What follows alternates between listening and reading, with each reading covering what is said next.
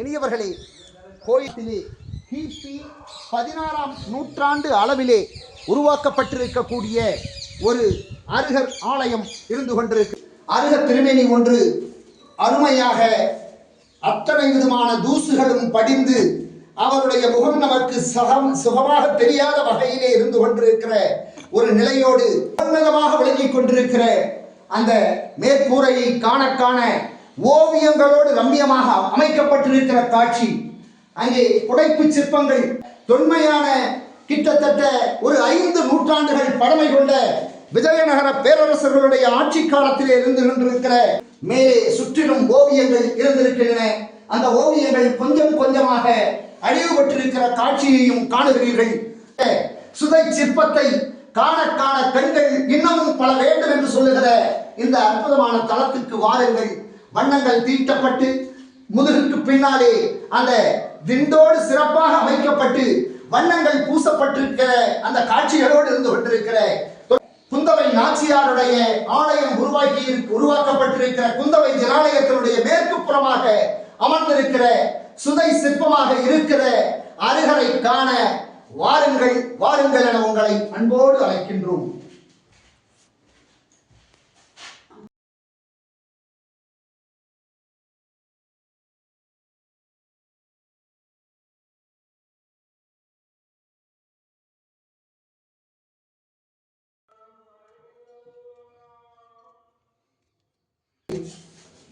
மகோன்னதமாக உருவாக்கப்பட்டிருக்கிற இந்த சிறிய குடவரையிலே இருந்து கொண்டிருக்கிற அருக திருமேனிகளை கமுக மரம் மிக நீண்டதாக காட்டப்பட்டு இந்த அம்மனுடைய உருவத்தை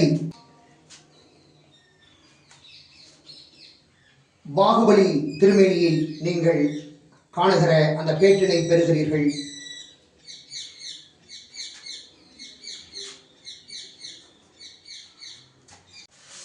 முகம், கூர்மையான நாசிகள், இயக்கன் இயக்கியர், அரைவட்ட வடிவிலான பிரபாவலி.